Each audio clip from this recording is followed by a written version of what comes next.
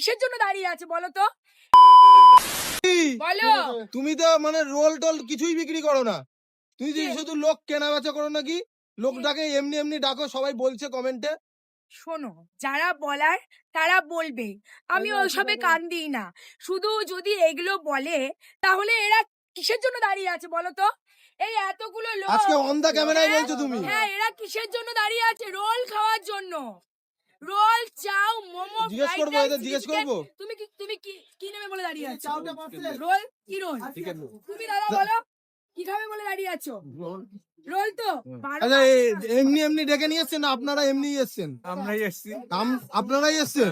শুনলে? ওই কি বলবে? এই যে রোজকার কাস্টমার, বলো কি খাবে? রোজের কাস্টমার ফ্রাইড চিলি চিকেন অসাধারণ অসাধারণ, অসাধারণ পুরো ধামাকা হয়ে যাচ্ছে। একদম। শুনলে কারণই কে? এবার কমেন্ট বক্সে যারা করছে সমালোচনা, তাদের আশা করি মুখটা কিন্তু কালা সিল লেগে যাবে।